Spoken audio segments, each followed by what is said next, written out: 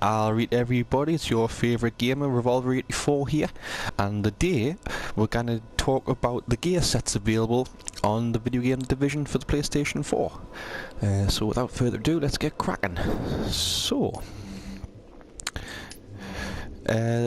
Blind, which is one of the newer ones that comes with the latest patch.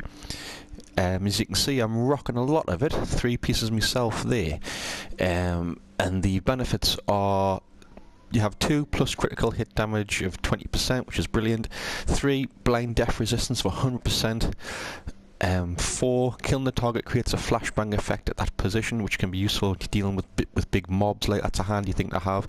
Now, I've got 3 on, but it's not because I'm the biggest fan of it at all. It's because as it just so happens the gear score's better. So that's why that one's there for. But certainly if you can get 4 at a good high gear score and you're dealing with high mobs, I'm thinking of route incursions, that'll slow them down for you. Hunter's Faith, get 2 marksman rifle critical hit damage of 20%, 3 plus 20% damage to elites. That is brilliant, that, like, plus 20% to elites. 4, hitting an enemy with a bullet grants you temporary armor. The further you're shot, the more armor. The armor disappears after 1 bullet hits you. That's pretty weak, really, because if you hit more than once, that armor bonus disappears. That's pretty weak. But the other two, the 20% marksman rifle crit hit damage and 20% damage to elites, especially the damage to elites, that's brilliant, that one. Lone Star, which is very much literally for the person who walks around by themselves, and as you can see, I've got 2. Reason being is that if you've got the underground, you're not always guaranteed to find ammo boxes, and they don't drop a lot of ammo either. So the first bonus is a 100% ammo capacity increase. Now, honestly, like, if you're doing the underground, especially if you're doing the underground on the more difficult settings, you need that. Like, you need to have as much ammo as possible, so that's there, and I definitely recommend that. If you've got 3, you get 1000 plus LMG or shotgun damage, depending obviously what you're using. 4, when the weapon is holstered, it regains full ammo, which again is really good if you're doing the underground. But let's face facts, if you're using 4, then it means you're not doing other ones that might have better benefit for like your crit hits and stuff. Mask of the Nomad.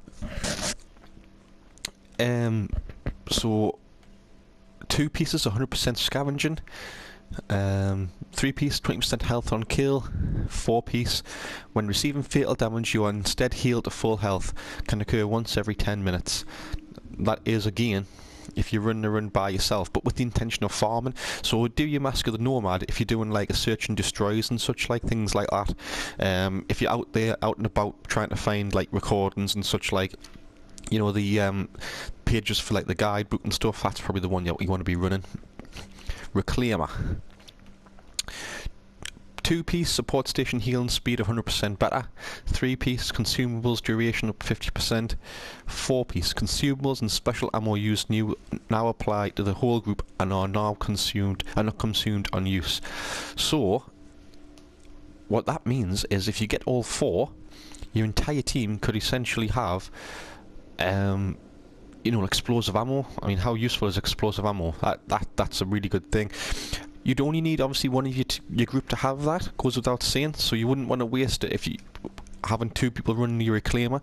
So if you, especially for incursions, if you want to do that properly, have a conversation for 2 minutes beforehand about what you're going to run, because to have 2 people running that would just be a waste.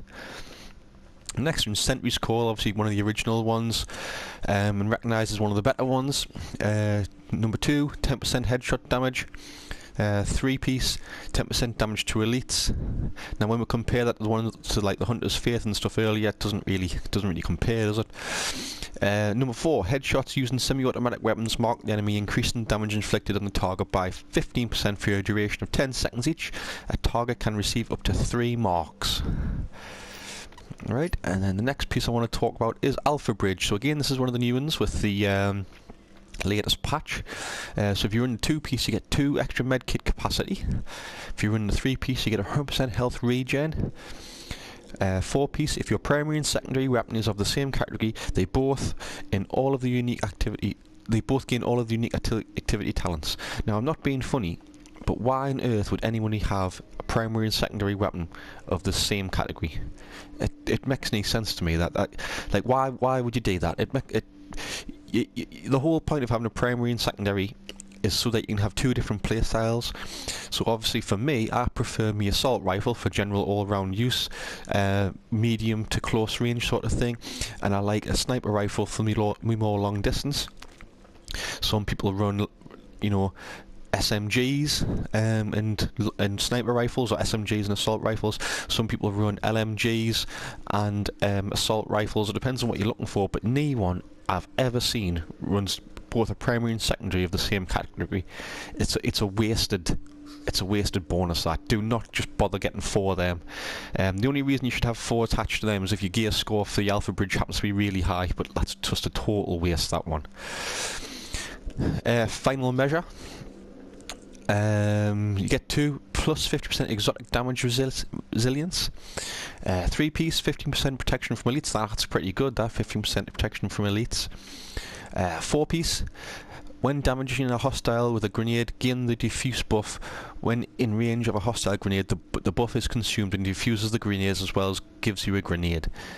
I mean, that's alright. Let's face it, it's alright. But how often do they lob grenades? Do you know what I mean? It's alright, but there is better ones out there. It's certainly not worth, again, bothering to get all 4, unless it just happens to be all 4 because your score is high. You know, your gear score is high. Firecrest. So the next one, and now this is a pretty special one.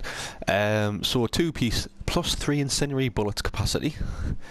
3-piece 100% reload speed. Now 100% reload speed with 3 incendiary bullet capacity. You know, that's a lot of people getting CC'd, you know, on behalf of you, but on behalf of yourself for the team. You know, that's a lot of mobs getting slowed right down there. 4-piece, killing a burning target grants incendiary bullets for 10 seconds. So with that, all you want to be doing is getting out your incendiary grenade when you can see people low to health, lobbing it, and then just going hell for leather.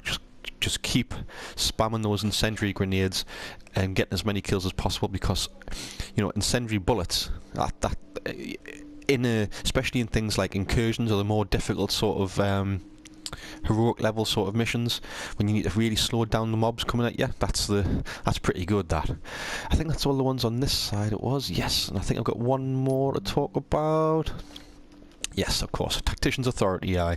So Tactician's Authority, 2-piece, grants 4,000% skill power increase, which is pretty good, I'm sure you'll agree.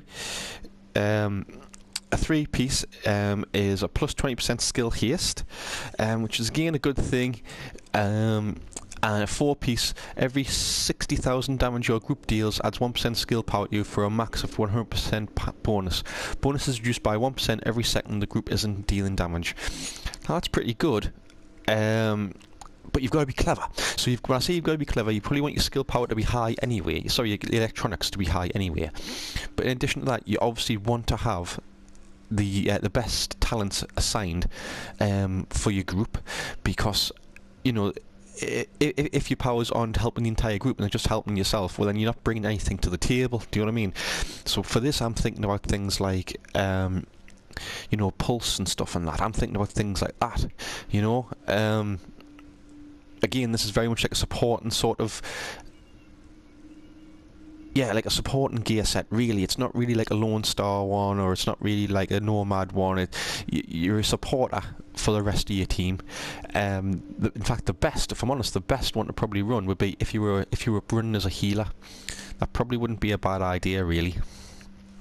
So I hope that's been useful for you guys. I've ran through some of the most famous gear sets out there. There is a couple of more, but to be fair, there's not many more.